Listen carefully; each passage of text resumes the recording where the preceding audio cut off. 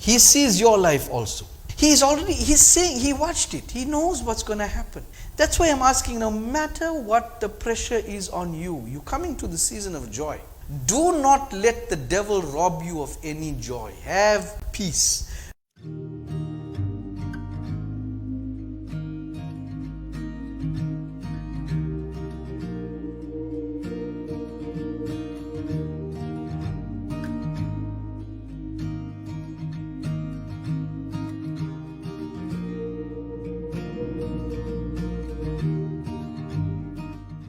Good morning. Welcome. Thank you for joining us. A week to go before we celebrate Christmas. I want to thank you for everything you've done for us during the course of this year. I pray sincerely over your family, your life, and I pray that the Lord will spark joy in your heart despite any other circumstances that may be trying to cripple that joy. Beloved, I received a beautiful message from a wonderful soul a few days ago, and I'd just like to play you a little bit of what she has shared with us. Good evening, Dr. Minesh. I've been all over the place. I'm a Belgian person. I've been here 41 years in the country. Born in Congo. I'm white. Not that it matters, but anyway. I've been a Christian for 28 years. I was saved in a fire in the Eastern Cape, in a nasty fire that shook my whole life, changed my whole life. And I cannot imagine my life without God, really. I was a missionary teacher until 5 years ago. My children are missionaries. My daughter she just finished this week being a teacher in a private Christian school. We absolutely love the Word of God. I have my little church also, but I don't have enough spiritually. I need plenty more. So you give me the spiritual meat that I need. I love my church very much, but to me it's not enough. And I listened to your teachings. I got 4 pages full in my diary with all your teachings. Now I'm busy. I'm introducing all your teachings to a male friend who runs a weather station here. He asked me, Sonia, please send me all the YouTube stuff and all that. So I'm busy with that. And other ladies, friends, sending them all your teachings all over the place. It's excellent, really. I had to cut a little bit because it was a little lengthy, but I want to thank our precious sister Sonia, and I want to say to her, we love you and we treat you as family from this day forward. And just so that you know, a missionary and extended missionaries are benefiting from this platform. And it's not just her. I've shared with you some stuff that coming from the United States and from Jamaica. All these people that are now aligning towards our ministry and becoming part of our extended family, they are people of stature that God has been using to spread His gospel. And very potently, their spirits are growing. And in order for us to defeat the enemy in the last days, we need to give people the strength that they need to build their spirituality. And this is what we are engaged in doing. We will never know the impact we have worldwide, but we can see the evidence of the work that we do. And I say we, because you enable me to do this vital work of the Lord. So for the course of the year, those of you that have helped me financially to maintain this platform, to maintain the ministry work, I want to bless you. And I say a special prayer over everyone that does that contribution. And God's ears are not closed. He hears me and He has His hand upon you. Thank you. We're going to delve right into the word of the Lord this morning. Genesis chapter 11 introduces us to the land of Ur. And Haran died before his father Terah in his native land in Ur of the Chaldeans. Now you would have heard that Abraham came from this land of Ur of the Chaldeans. Now the name, I'm going to build this slowly for you. The name Ur in Aramaic is flame or light. That takes me to explain the next part. In Hebrew, the word seraph, you know that's a type of angel, means burning. And it is used 7 times throughout the text of the Hebrew Bible as a noun, usually to denote serpent. So a burning or lighted up serpent. So the land of Ur is synonymous with the serpentine, a burning light or Lucifer. Let's go on. Isaiah chapter 6 verse 2 introduces us to a deeper understanding of the seraphim. Above him were seraphim, that means more than one seraph, each with 6 wings. With 2 wings they covered their faces, with 2 they covered their feet, and with 2 they were flying. Now just as a side note, a seraph is built to have 6 wings, 2 on either side. The one that covers their face, the reason for a seraph covering his face is because on many occasions he has reason to meet with God, face to face as it were. And they are not allowed to look at God. So they use that wing to cover their faces. The other pair of wings in the bottom is used to cover their feet. And that's a symbol of respect because feet are synonymous with being dirty. And so that's the reason for a seraph having 3 pairs of wings. Now let's go to the land of Chaldee.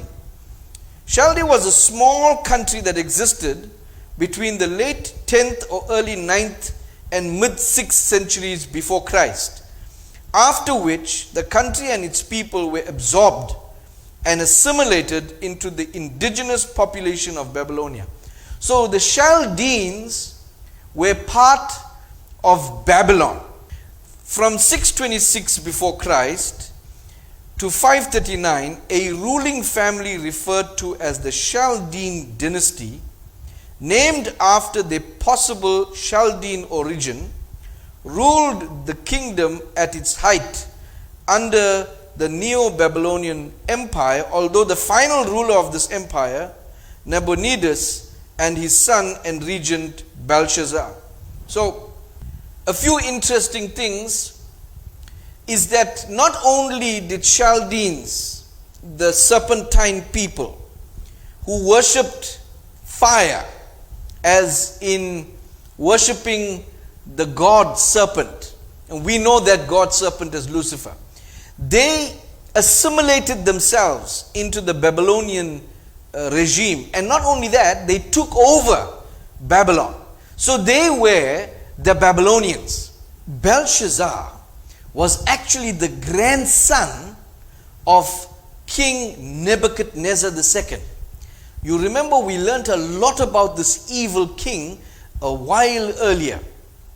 This is the man that was responsible for making Shadrach, Meshach, and Abednego go into the furnace. That's because they believed the fire is to be worshipped as God. And so he took the 3 boys and he pushed them as a sacrifice to their God. the serpent burning fire. So they used to worship fire. But it came from a long tradition of fire worshipping people. Now, we know this tribe exists because there is a stone that lies in a museum. The Nabonidus Chronicle records the events during the rule of the last king of Babylonia, before the Persian king Cyrus conquered the kingdom, and this stone lies in a museum. So all these things that I'm sharing with you falls directly in line with some of the events recorded on the stone, and we have it today. You know, it gives rise to the scriptures that tell us, if we don't praise God to verify in our spirits the authenticity of the history he left behind and his reality, then he will raise up these kind of stones to testify of the validity of the records that we're going through. Now, in the Bereshit, Rabbah 38, it records this story. Terah was a manufacturer of idols. Now, Terah was Abraham's father. He once went away somewhere and left Abraham to sell them in his place. A man came in and wished to buy one. And Abraham asked that man, how old are you? Man said, 50 years old. And he said, woe to that such a man who is 50 years old and who chooses to worship an idol which is only 1 day old. Now Abraham said this, on another occasion, a woman came in with a plate full of flour and requested him, take this and offer it to them.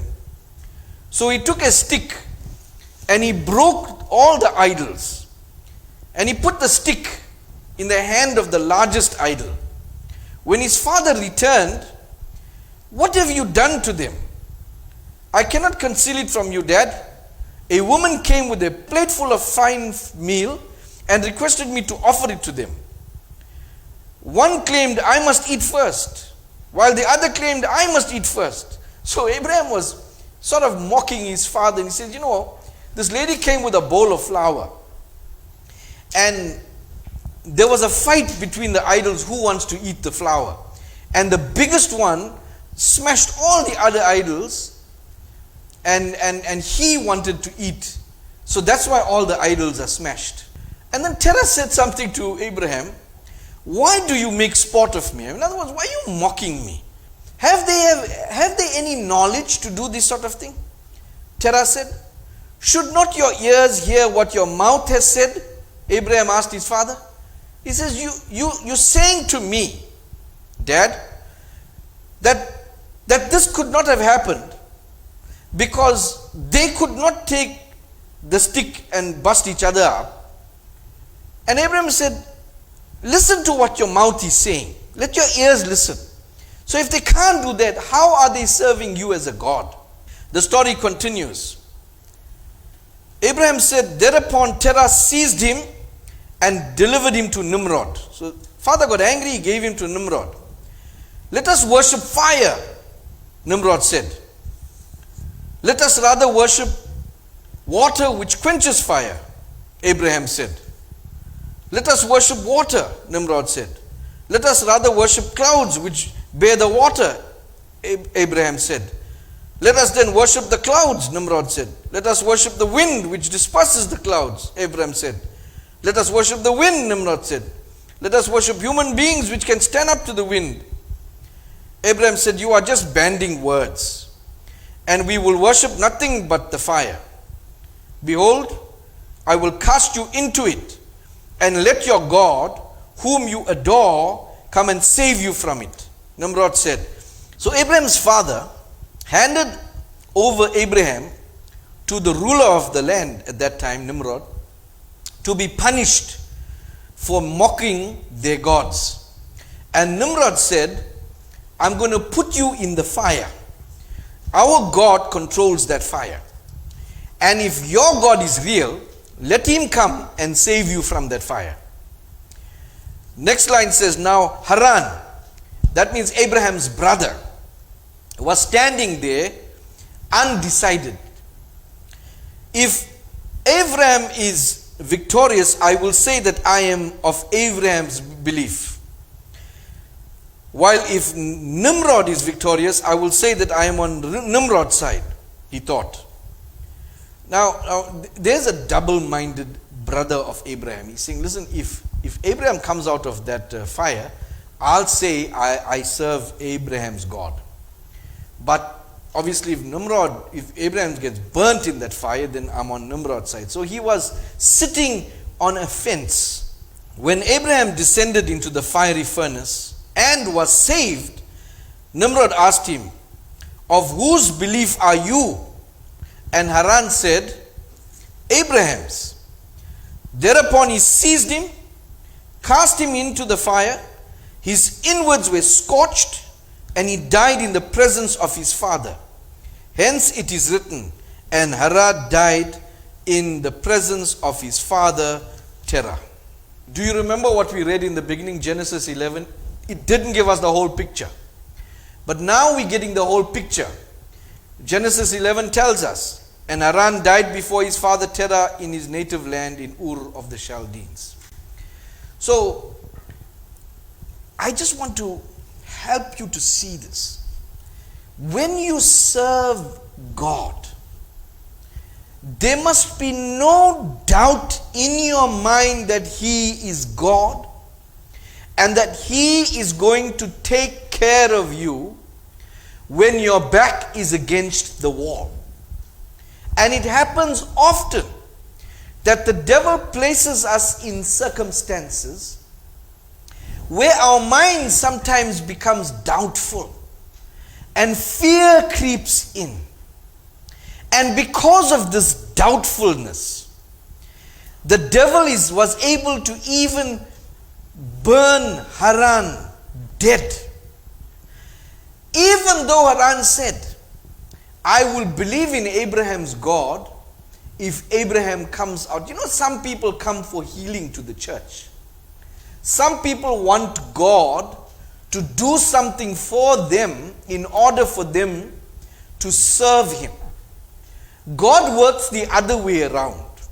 You serve Him with no doubt, and then He will act on your behalf. I'm going to get into some other details as we go forward. But a person who is doubtful is in a very dangerous place. Because if Satan is after them, God's protection over that person is voided. And Abraham was the one who was rescued. Now you see the picture where the Chaldeans were the ones that used to burn people and offer those people to the Chaldean god. So when something is offered to a Chaldean god, it usually requires a fire kind of offering in line with the burning serpentine. So who are these people actually worshipping? A burning serpent. Now you remember the story of Molech.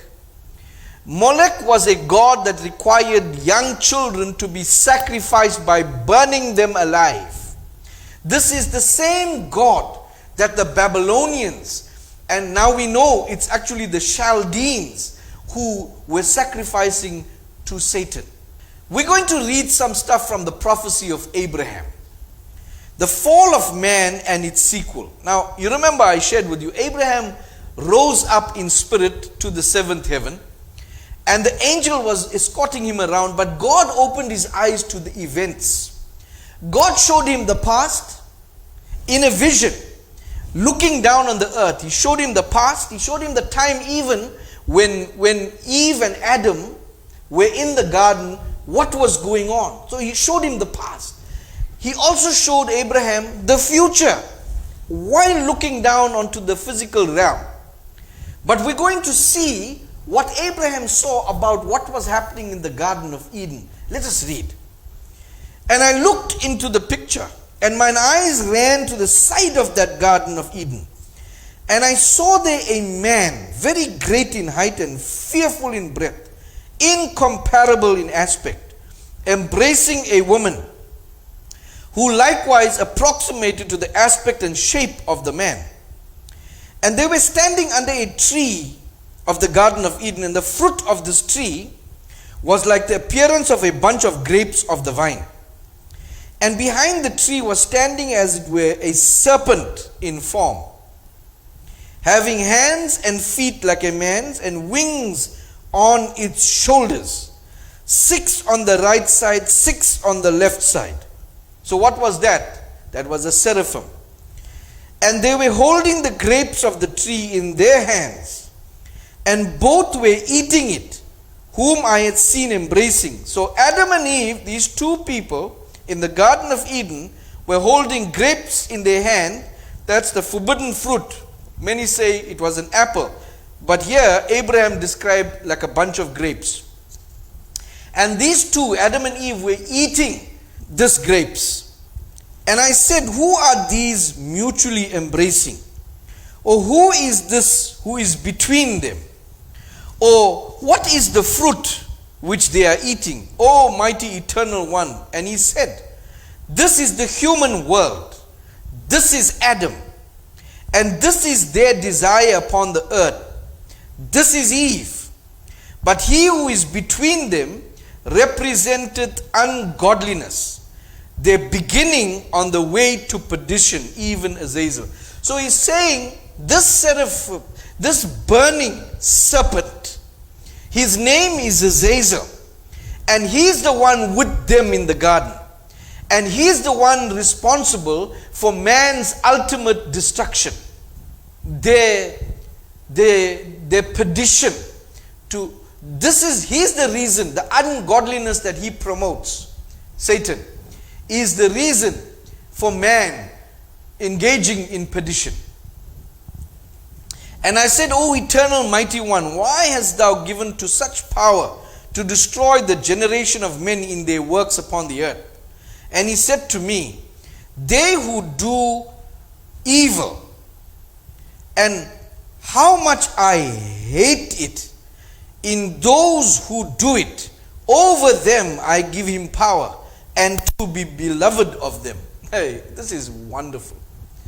God is saying this Azazel, this Satan, this burning seraph can only have power over the people who do ungodly things, whether they worship or bow down to him or not. But if they are ungodly, to them, he offers them to Lucifer, to Azazel.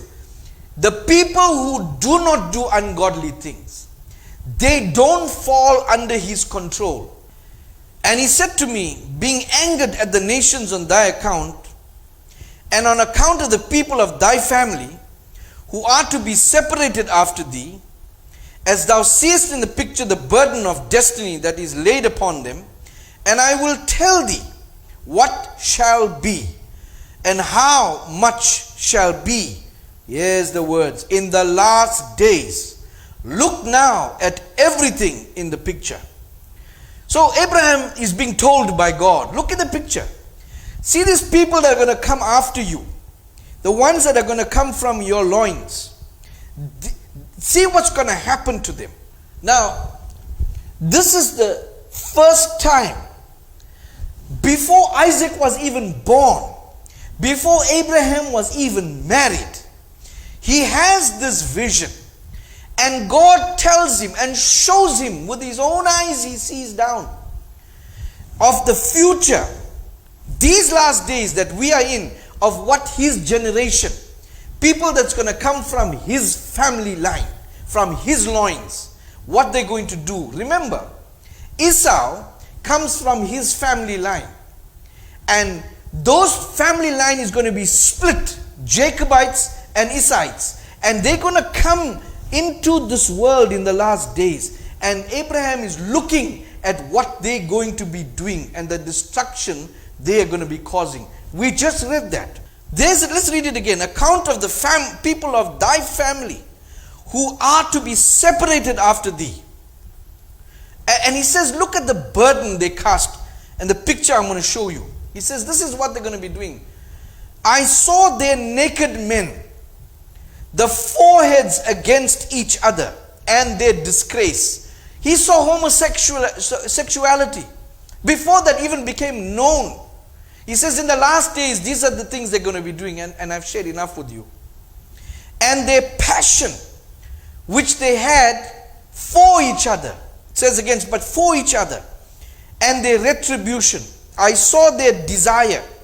And in a hand, the head of every kind of lawlessness, and a scorn and a waste assigned to perdition. I saw there the likeness of the idol of jealousy, having the likeness of woodwork, such as my father was wont to make, and its statue was of glittering bronze. You remember what Molech looked like? And before it a man, and he worshipped it, and in front of him an altar, and upon it a boy slain in the presence of the idol. Wow. Abraham saw what these Chaldeans, the Babylonians, are going to offer to the little boys, are going to be offered as burning sacrifices. And who's going to do this? From his family line.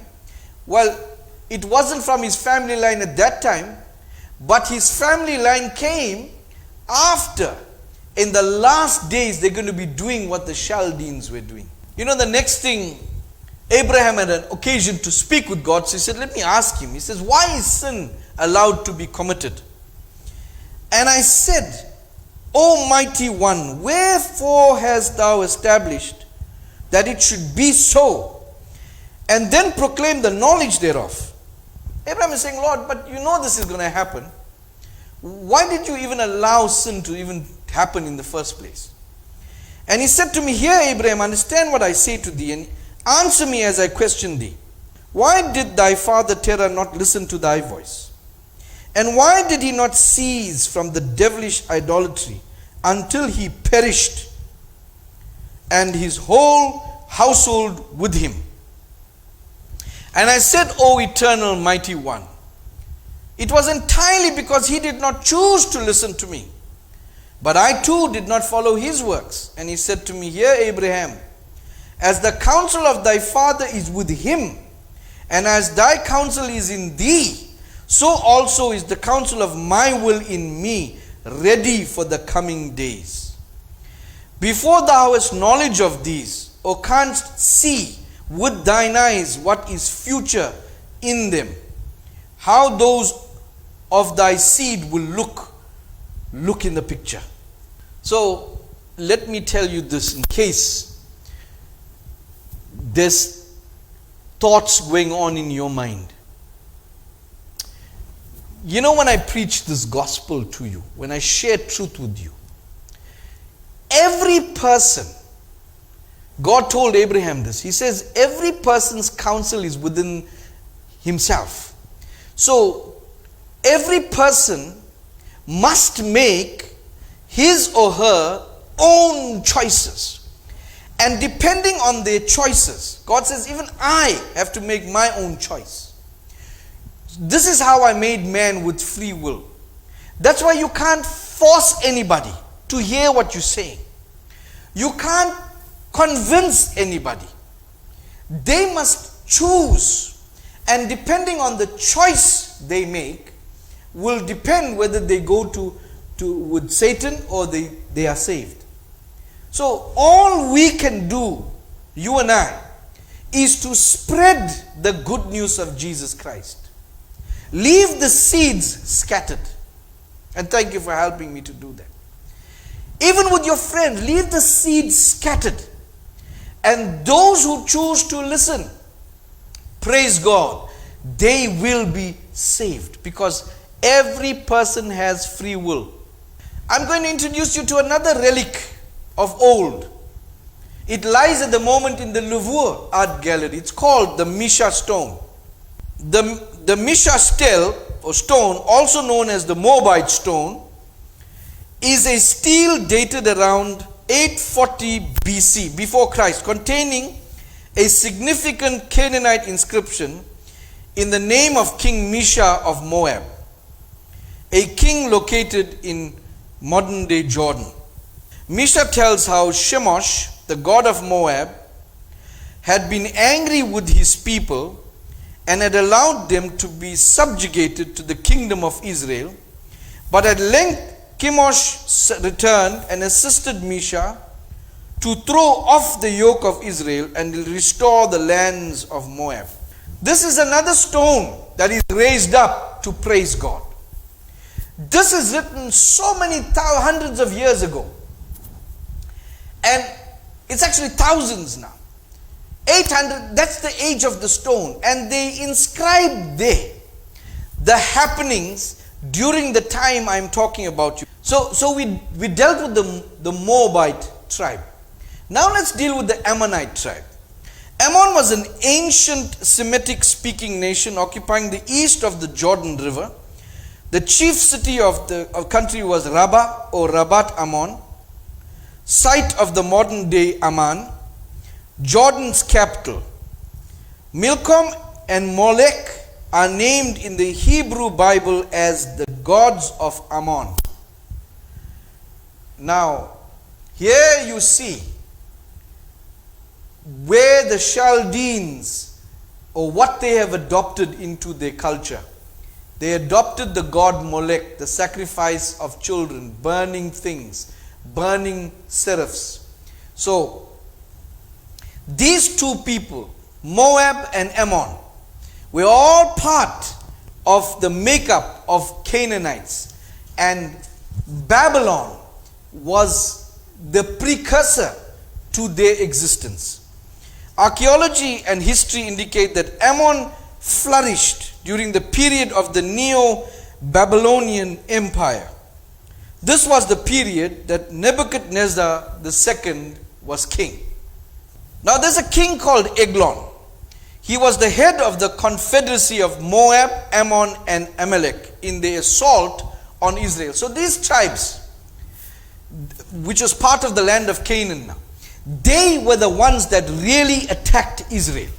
Now, Amalek was one of the grandsons of Esau.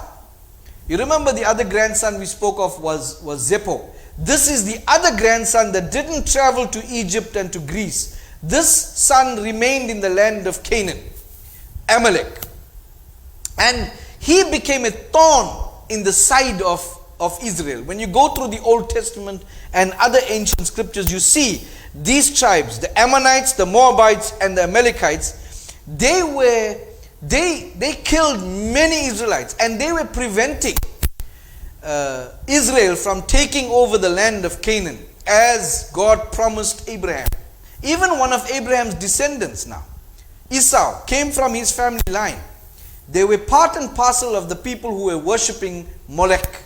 We go back to a section called his descendants. According to a legend in the Midrash, this is about Eglon the king.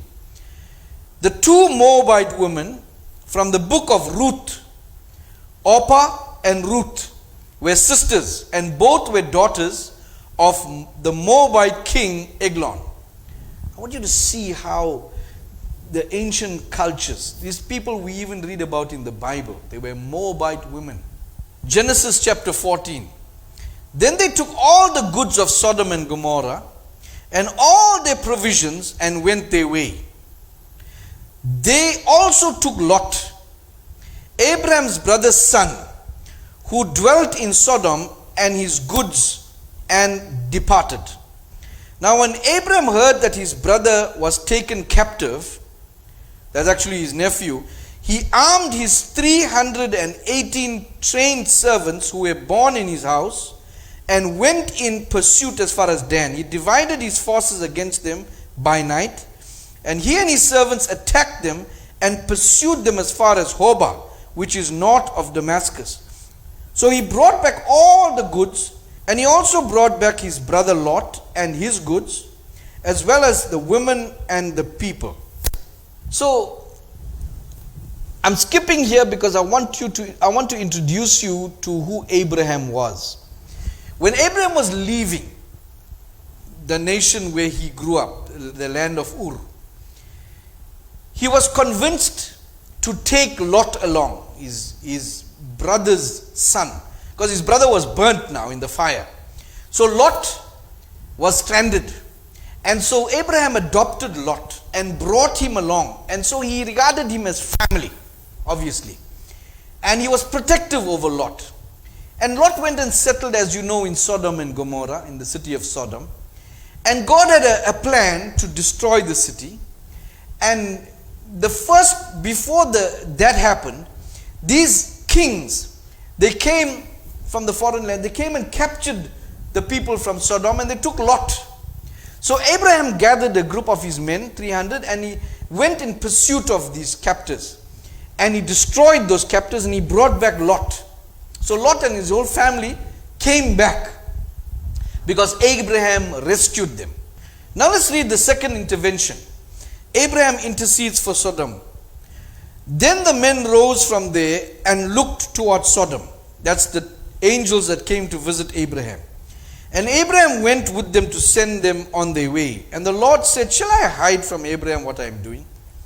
Then the men turned away from there and went towards Sodom. But Abraham stood before the Lord. And Abraham came near and said, "Would you also destroy the righteous with the wicked? Suppose there were 50 righteous within the city." And so there was a conversation between Abraham and the two angels. And if the Lord is going to destroy, what if we had 50 people? What if we have 10 people, 20 people? What if we have 10 people? Then the angel said, okay, God says it's okay. If there's 10 people, we'll save them. And so that's when they went in, because who Abraham was actually trying to protect in that city? He was trying to protect Lot. And the angel listened to him, or God listened to him, and you know the story, they went in, and eventually they saved Lot and his two daughters, and his wife turned around and she turned into a pillar of salt. And we know how that happened, because I taught you that earlier on. It was not, it's a physical or a physics reality that volcanoes produce salt pillars. And that's what came and sprung up from the land and burnt that whole city. So these two daughters and Lot, they got saved from the burning sulfur, and they ran away into the mountains. So we see on two occasions that God or Abraham interceded on behalf of Lot. Once he took his men and he went and fought for Lot and saved him. The second time, he asked God to spare Lot. So God tried to get rid of Lot twice. Both occasions, Abraham stood in the gap. And the reason I'm telling you this is because those two tribes, Moab and Ammon, they were from Lot. Because these two daughters, when they got saved from the fire, they went with Lot, and they couldn't find a man to fall pregnant, and they said, "Oh, our father is going to die, we're going to die, we need to have children." So they made the father drunk, they had relations with him, and one of them had a son, they called him Ammon, the other one had another son, called him Moab. So from those two tribes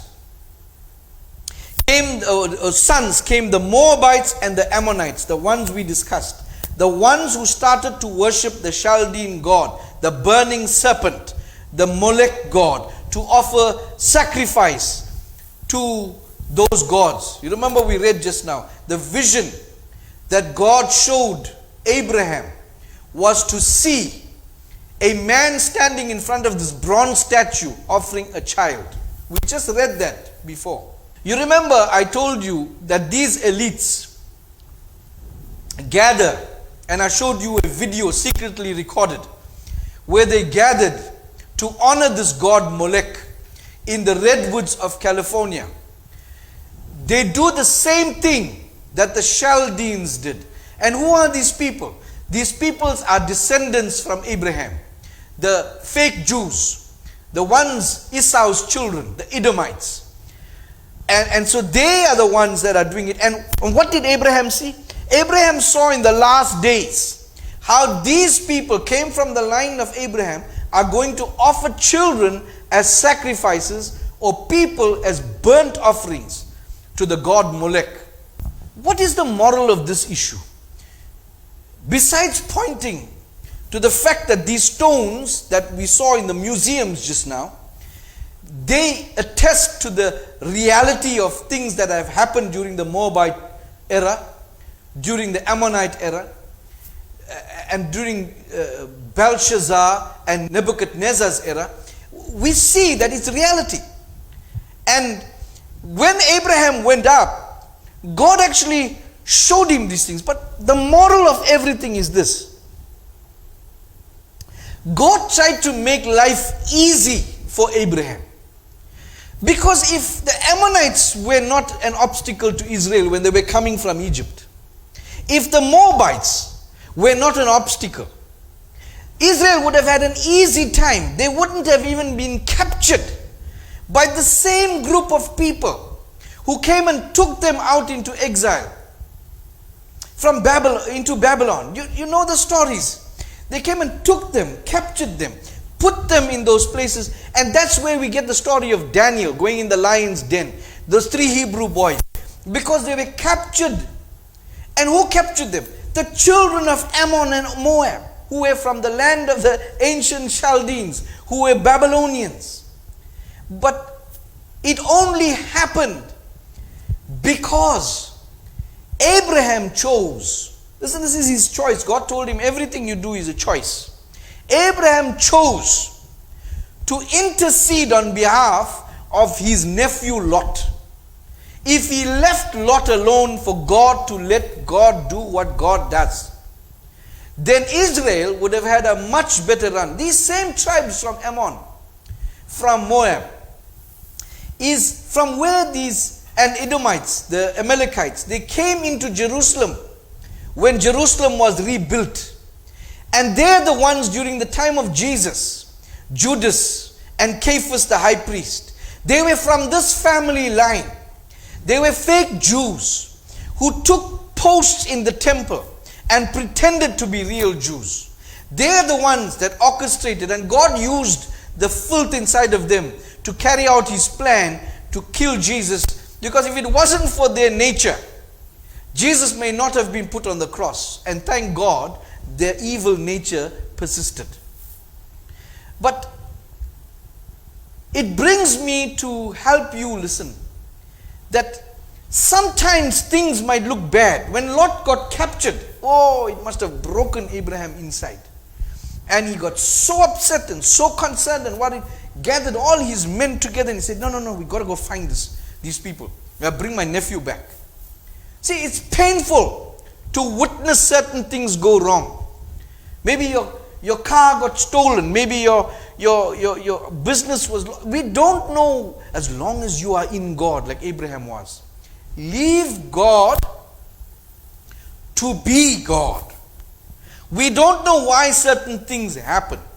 But we do know that if we are in God, no weapon formed against us can prosper. The devil cannot raise up any standard against us.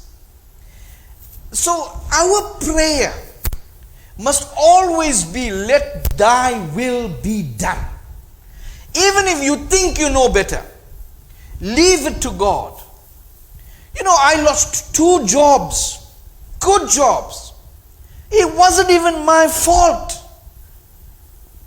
At that time, my heart was broken. Lord, I need to take care of my mom and my family.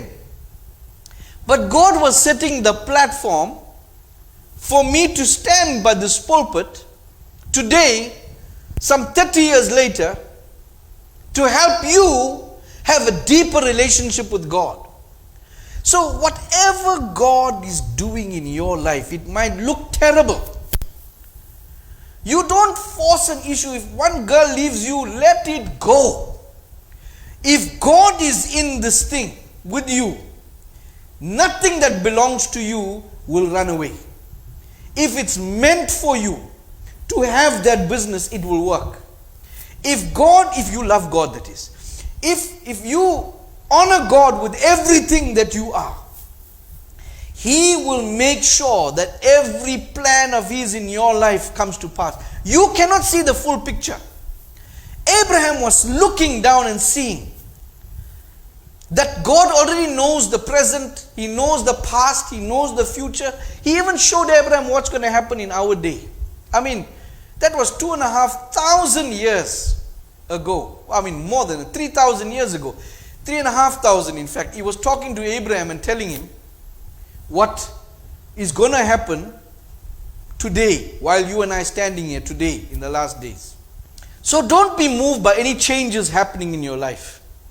It means if you love God, if you are His, if God is your everything, and you worship Him truly in your spirit, any changes that are taking place, let it happen. Because God is in control always. He hasn't left the throne. Now I want to take you to the reality of the prophecy. And I've been showing you clips, and I want to show you the latest clip that one of our members, they're very astute. All our followers, all our members are very astute. One of them sent me this clip. That looks great. Thank you. What you want in a pancake is to have the consistency of young human flesh.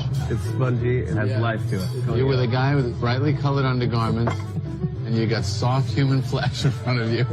You're in a weird place. I'm looking forward to this. This is really, really going to be a great pancake. If you'd rather have your cannibalism bragging served up as a song than as a joke, check out Katy Perry's music video for Bon Appetit, which sees Katy being unpackaged, prepared like a meal, and then served to a table of some elite guests. The last scene of the video is of Katy herself throwing off a devilish grin as she prepares to dig into a cherry pie with severed human limbs. If you're still craving more upper-class cannibalism, just turn on your TV and flip channels to FX, and you'll have the 5th season of American Horror Story. What's it all about? Oh, nothing. Just Lady Gaga being a vampire who needs to drink the blood of young children in order to stay alive. And that's not the only show that has this exact plot line. Netflix's Santa Clarita Diet is about pretty much the same thing. And speaking of Netflix, that company is just about Illuminati Central. 3 of their shows are all about satanic cults: The Order, Aries, and Chilling Adventures of Sabrina, which also features cannibalism. And Netflix just loves the one-eye symbol. Loves it. Hell, I just snapped this from their recent Chris Hemsworth action movie Extraction. It's about time someone really talks about the elephant in the room here. Disney is a company that's entrenched up to its eyeballs in pedophilia. Former child stars Ricky Garcia, Jordan Pruitt, and Bella Thorne have all leveled sex abuse allegations against Disney. And let's not forget, ex-Vice President Michael Laney was convicted of child abuse last year. So was Disney's music publishing director John Healy. And there have been a lot of Disney employees busted for child porn. And then there was the case of child molestation on Disney cruises, of which employees were ordered to keep quiet about. And guess where those cruises made snorkeling stops? Little St. James Island, the luxurious private island of this guy, who most certainly did not kill himself. Speaking of Epstein, Disney chairman Richard Cook was among his Lolita Express flight passengers. Disney also has quite the affinity for the boy lover symbol, which appears on the Blue Lion character from Disney Junior's Elaine F. Avalor on this CD for the Jungle Book, and as part of the It's a Small World ride at Disneyland. Now, just how long has Disney had pedophilia lurking within its walls? Well, that started with Walt himself. In a 1975 book called Hollywood Babylon 2, filmmaker Kenneth Anger wrote a section about Disney's infatuation with a child actor named Bobby Driscoll. Studio personnel have been quoted to the effect that Bobby's charm had worked wonders on grumpy old Disney. Some animators stated that the boss seemed to have fallen in love with the boy. There may be truth in this. Well, that would certainly explain Driscoll becoming a junkie in his teens and eventually dying an early death. After all, child actors that suffered sexual abuse tend to leer into the path of drug addiction, as with Corey Haim among others. Another interesting piece of trivia about Walt Disney is that he was a Freemason. In 1920, Disney joined De Mole International, a fraternal organization that is considered part of the family of Masons. 11 years later, Walt received the De Mole Legion of Honor Award, corresponding to the 33rd degree of Freemasonry. Indeed, at the original Disneyland park, Walt set up an exclusive members-only club called Club 33. This is the interior. no further explanation needed. So now that you know that the founder of Disney belonged to an esoteric secret society, it should therefore come as no surprise that the company's products are laced with the usual symbols. The movie National Treasure is all about secret societies and the all-seeing eye. This pic from the DuckTales movie Treasure of the Lost Lamp shows the little ducklings eagerly digging up the eye in the pyramid. There's also Disney Channel's Alex Hirsch, who has a clear fondness of the one-eye pyramid and Satanism. Happy Father's Day to the ultimate father, the father of darkness, Satan. Why is somebody who works in children's TV tweeting that? So now you see that Disney is thoroughly invested in the occult. After all, most of their movies have to do with magic, witchcraft, and sorcery. Child sacrifice, human sacrifice, all these things that the Chaldeans were doing to honor the burning fiery serpent. That is going on today. There's a lady that was giving a long speech. Her name is Whitney Webb. I'll play you some parts of the video, but it's quite lengthy. But I want to give you a synopsis. I'm going to paint a nice picture of the web that is woven in the world and how everything knits together. Just follow with me. First up today we have special guest, Whitney Webb. She is a writer, researcher, investigative journalist, and an expert on the Jeffrey Epstein case. Her new book about Epstein case is called One Nation Under Blackmail. There's the first one. There's volume 2, One Nation Under Blackmail. That's where she focuses on Jeffrey Epstein. She also writes for a number of different publications, but you can catch her at her own site, unlimitedhangout.com. Please welcome Whitney Webb. Hi, Whitney. Hey, great to be here. Thanks for having me back on. So I'm reading unfortunately, I didn't get an advance copy of the book, so I'm going to be just like anybody else in the audience tonight. Like, hey, I'm going to ask questions. And, but the description of the book is something I want to read it for people. It says, One Nation Under Blackmail is a damning indictment of the consequences resulting from the nearly century-old relationship between both U.S. and Israeli intelligence and the organized crime network known as the National Crime Syndicate. Can you is that real? There's a thing called the National Crime Syndicate? This seems like a cartoon. Yeah, well, no, it is real. So it was a decentralized network of different organized crime groups operating in the United States in the early 20th century. So historically, organized crime in the U.S., most people are probably familiar with it because of Hollywood and whatnot, tend to sort of be an ethnic enclave. So you'd have Irish organized crime, the Jewish mob, the Italian mafia, and so on. So the National Crime Syndicate sort of broke down those silos and brought these different groups together, and that made them a lot more successful. But that was their name, the National Crime Syndicate? Yes, yes. And they didn't have any qualms about. So this is in documents that they were referred to as this? Yeah. It's definitely not something I made up. That's for sure. So this was basically an outgrowth of something called Murder Inc. and some other things. The main people behind it were Mayor Lansky, I guess representing the Jewish mob there, and then Lucky Luciano of the Italian mafia. And so they basically came together, and in World War II, they formally teamed up with the Office of Naval Intelligence and the Office of Strategic Services, or the OSS, which is the precursor to the CIA. And this was justified as necessary because it was the war, right? So a wartime necessity justification. But then the war ends, and then, the intelligence apparatus of the U.S. and these mob guys realize they have a lot in common and they work really well together. And so that's why in the 60s, in the 50s, you see a lot of the people involved in assassination stuff for the CIA after it was made. You see a lot of mob guys around, for example. And there's a lot of other examples of them, interacting on and off, over the years that maybe more people are familiar with. But, a lot of this involved like the realm of shadow banking finance. It expanded into the world of corporate power as well, and ended up just really becoming out of control. And also, you have, like you mentioned earlier, Israeli intelligence sort of get involved in this developing power nexus as well, because the Jewish mob side of the National Crime Syndicate was heavily involved in the arming of the Haganah, and the precursor to the IDF and all of this. So basically, by the time the State of Israel is created, these alliances are, part of its national security state from the off. Now I'm going to introduce you to a term called the National Crime Syndicate. It was a name given by the press to the multi-ethnic, loosely connected American confederation of several criminal organizations. It mostly consisted of and was led by the closely interconnected Italian-American mafia and the Jewish mob, and to a lesser extent it also involved other criminal organizations such as the Irish mob and the African-American organized crime groups. Hundreds of murders were committed by what they called Murder Inc. on behalf of the National Crime Syndicate during the 1930s and 1940s.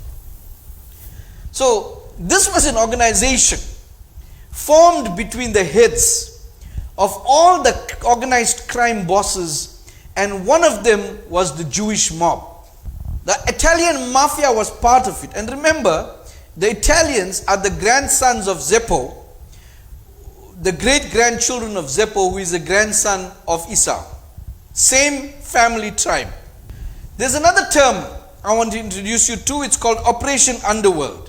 It was the United States government's code name for the cooperation of Italian and Jewish organized crime figures from 1942 to 1945. So what the American government did, they said, listen, we're going to bring the National Crime Syndicate, all these mob bosses, under our control, and we're going to have a government organization, and it's going to be called Operation Underworld. The OSS, the Office of Strategic Services, was the intelligence agency of the United States during World War II. The OSS was formed as an agency of the Joint Chiefs of Staff to coordinate espionage activities behind enemy lines for all the branches of the United States Armed Forces. Other OSS functions, including the use of propaganda, that means false reporting of news, misleading news, subversion, that means distorting the truth or oppressing the truth, and post-war planning. We know how much the truth was oppressed in recent years. The OSS, the Office of Strategic Services, was dissolved a month after the end of the war. Intelligence tasks were shortly later resumed and carried over its successors, the Department of State Bureau of Intelligence and Research, INR, and the Independent Central Intelligence Agency. So what is the Central Intelligence Agency if we look back now? It is the government's OSS, the Office of Strategic Services, combined with the organized crime mob bosses. And this is a criminal entity that carried out murders. They joined in with the American government and they were called the CIA. Now there are rumors, more than just rumors, that there's documented evidence that's being covered up, that JFK, John F. Kennedy, the president, was assassinated, coordinated by the same crime unit involving the Jewish mob, which are now part of the CIA. There's an article tells us, JFK assassination investigator has jarring new claim about Oswald's CIA involvement. So Lee Harvey Oswald, the man that killed John F. Kennedy and shot him dead, famous video footage, he was part of an operation by the CIA. The article tells us the CIA holds documents that show presidential assassin Lee Harvey Oswald was involved in an intelligence operation before the assassination. Morley claimed that the CIA operation involving Oswald took place in the summer of 1963, 3 months before the assassination. So there were CIA was working with this Oswald, and they were training him to be part of this operation to get rid of John F. Kennedy.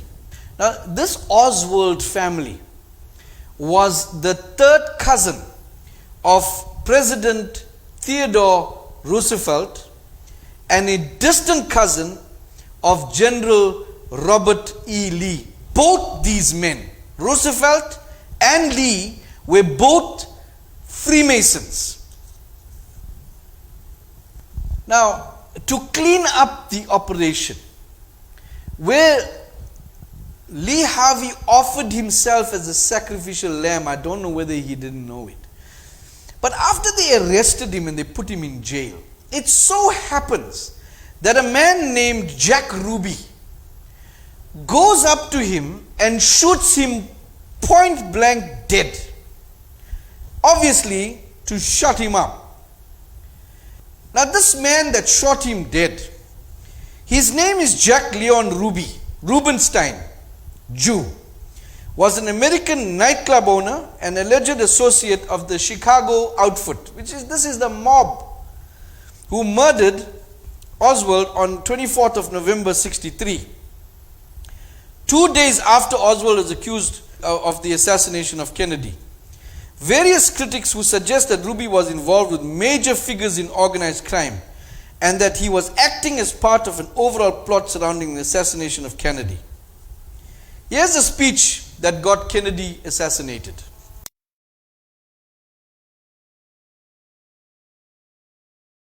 The very word secrecy is repugnant in a free and open society.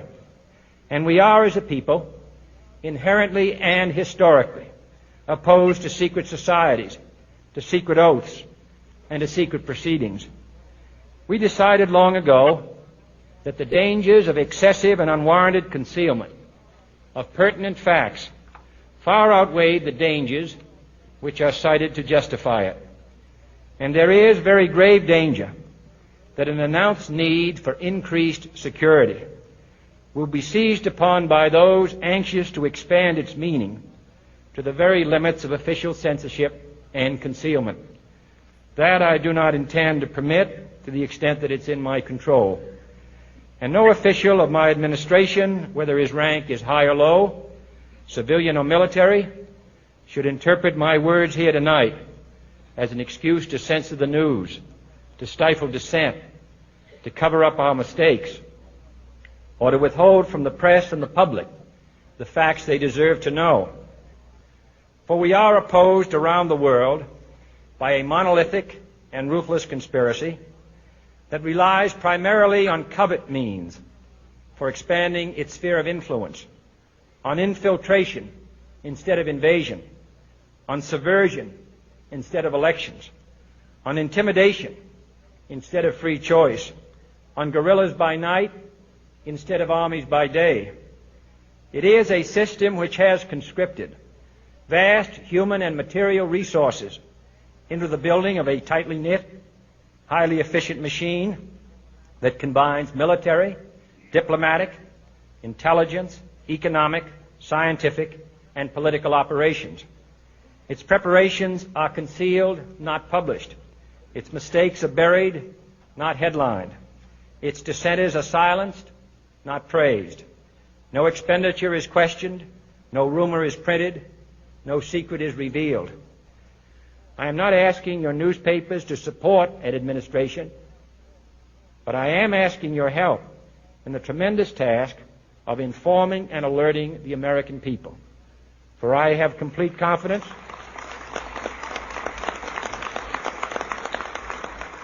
in the response and dedication of our citizens whenever they are fully informed. I not only could not stifle controversy among your readers, I welcome it. This administration intends to be candid about its errors. For as a wise man once said, an error doesn't become a mistake until you refuse to correct it. The report is that the president is dead. The word we have is that he is dead, that he was shot by an assassin at the intersection of Elm and Houston Streets just as he was going into the underpass. The word we have is from a doctor on the staff of Parkland Hospital who says that it is true. He was in tears when he told me just a moment ago.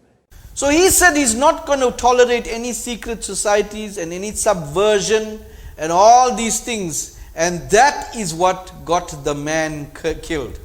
He was no longer going to fall in line with their plan, no longer part of the cabal. He was not doing what they expect him to do, and they tried to blackmail him.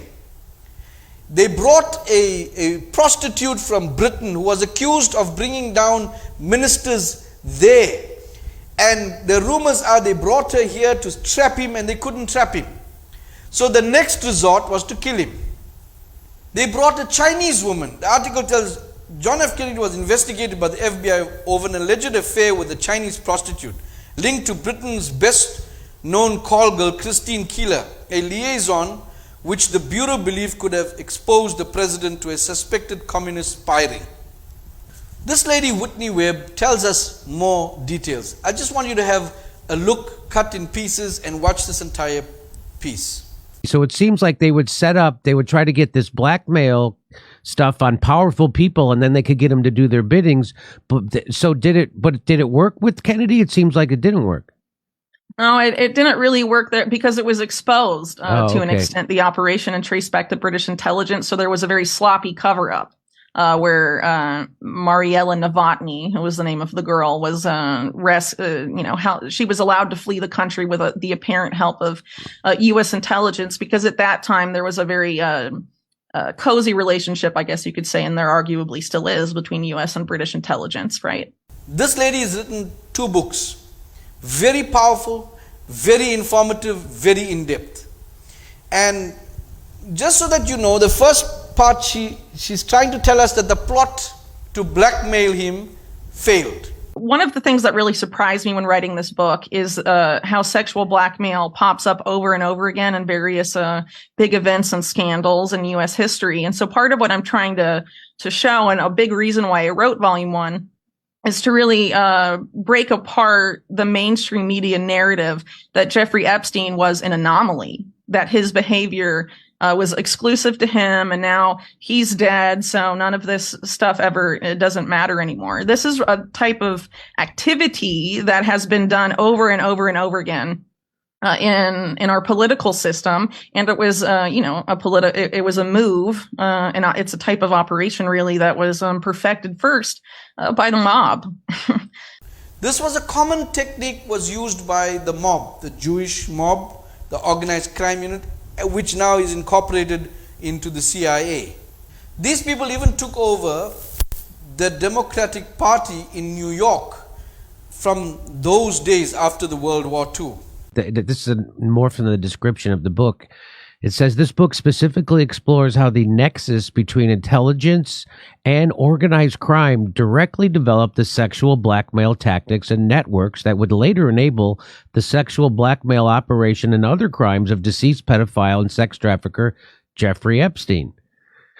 Other books on Jeffrey Epstein focus on the depraved nature of his crimes or his wealth and his most famous politically connected friends and acquaintances, but this book, in contrast, reveals the extent to which Epstein's activities were state-sponsored through an exploration of his intelligence connection. So tell me about, so when the Pizzagate thing happened, right, when Pizzagate broke, that story, I didn't pay much attention to it, but what did catch my eye was what I thought was an overreaction to a bunch of people online saying that there was a sexual pedophile ring in Washington, D.C. And I'm like, well, first of all, that sounds completely reasonable. To assume that there's a sex pedophile ring servicing powerful people in Washington, D.C. That's not crazy to think that could happen. They overreacted to that. Just like Seth Rich, if you even mentioned it, you were banished from society. You couldn't ask questions about it. You couldn't cover it. You couldn't do anything. And I was just like, what is going on? Why are they overreacting to this Pizzagate thing so much? Why do they have to? Why is that? And then you find out it's because there actually is a pedophile ring happening, and it's sponsored by the intelligence community. And it involves a bunch of really powerful people, like part of the royal family and Bill Clinton and people and Hollywood stars and people like that go to Jeffrey Epstein's island and have sex with kids. And we know this for a fact, and there's a flight log.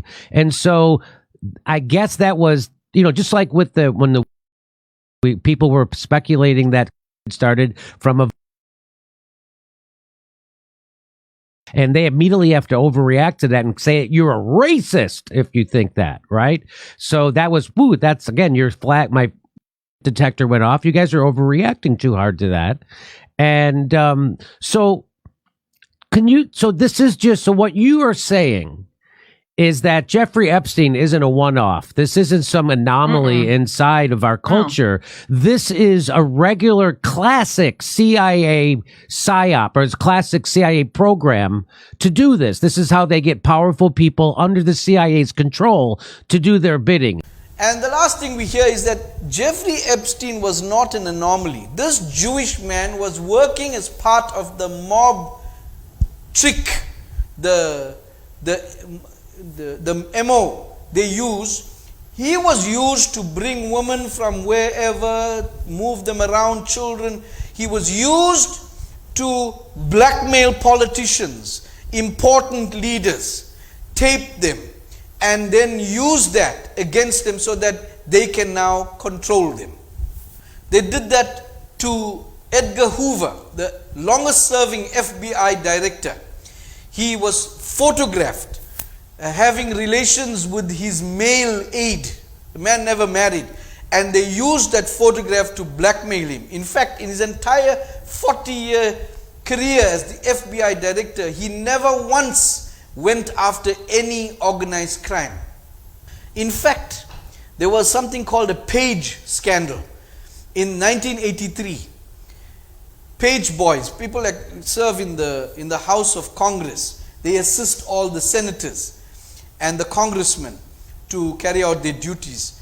This Page boy was abused. There's stories that went out and it made the news, and one of the senators was, or two of them were reprimanded by the House for what they have done against these minors. They were having relations with 17-year-old minors. One of the men that did it just got reprimanded, and he went back into the Congress. In 1988, authorities looked into baseless allegations that prominent citizens of Nebraska as well as high-level US politicians were involved in child prostitution ring. Alleged abuse victims were interviewed who claimed that children in foster care were flown to the east coast of the United States to be sexually abused at bad parties.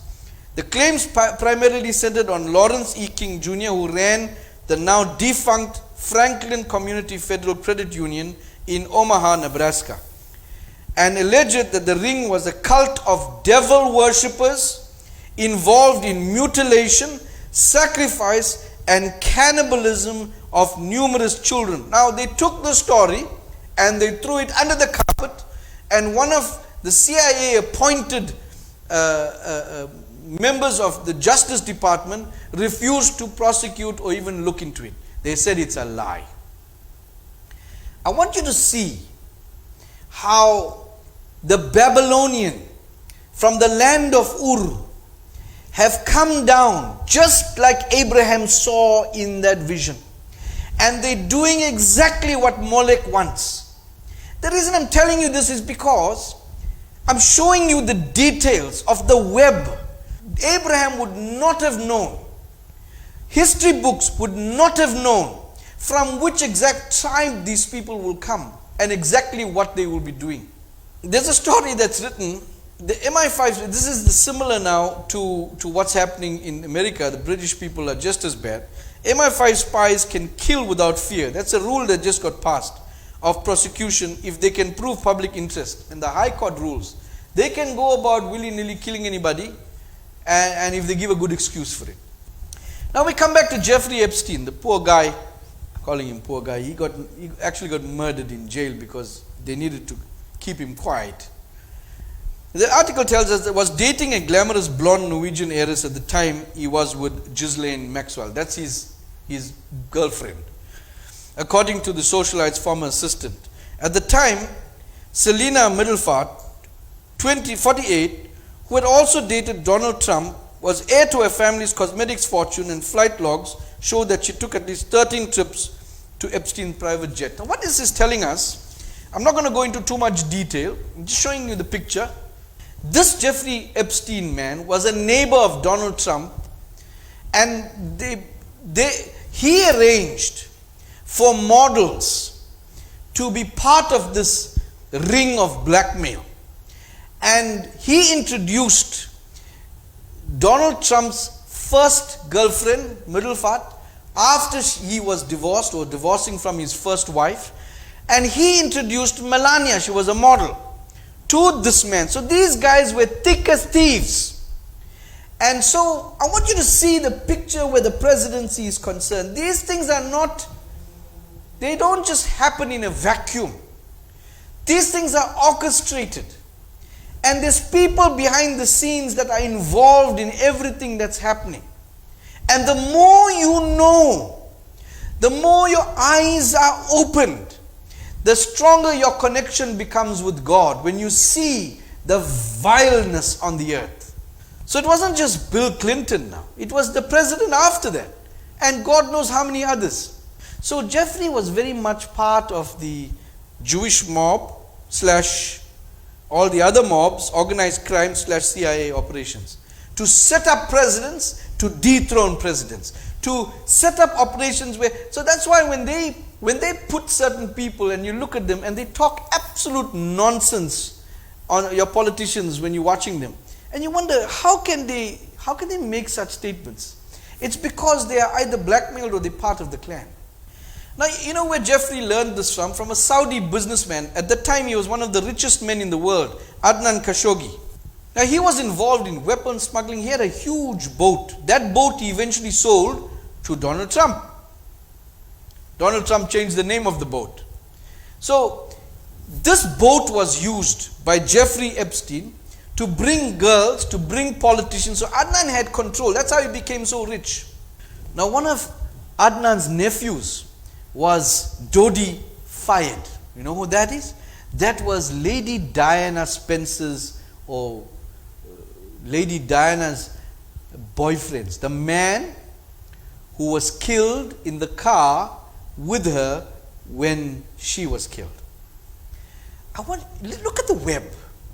The web of interconnectedness between the royal family, between the American presidency, between this rich Saudi businessman on a boat. I want you to see the web and how it is woven.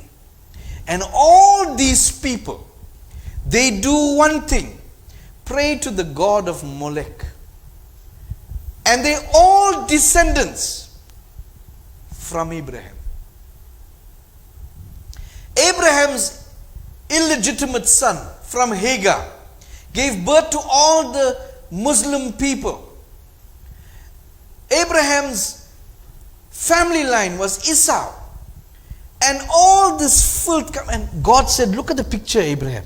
I'm showing you when he was there. I'm showing you, look at what you can see there. And see how it's going to materialize. So beloved, God, like how today is real, God knew it 3,000 years ago. He showed Abraham. He sees your life also. He's saying, he watched it. He knows what's going to happen. That's why I'm asking, no matter what the pressure is on you, you're coming to the season of joy.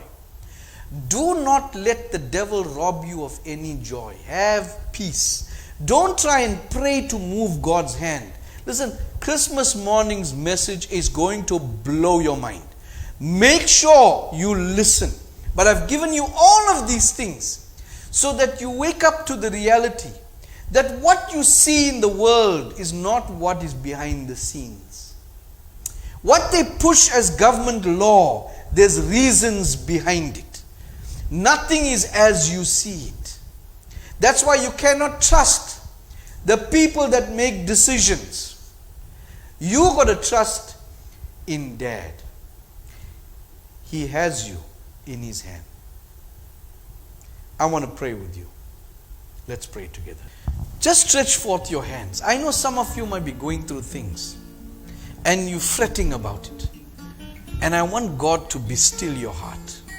As you heard my sermon this morning and listened to all the others, know that God has you in His hand. Let us pray. Father, in Jesus' name, I know, Lord, some children are hurting. Some have worries. Some are struggling with issues. But Lord, whatever the case is, I know you have them. All you require from them is to love you. And so, Lord, I put in their hearts the desire, the hunger to love you, to worship, to honor you. In whichever way they can, to be thankful, even when things are not going well. Bless them. Give them victory over every circumstance. During this period, keep them safe. Cover them with your blood, Lord. Make provision. In Jesus' name, amen. Thank you, wonderful people. Have a beautiful day. Have a beautiful week. I'll see you again on Christmas morning. God bless you.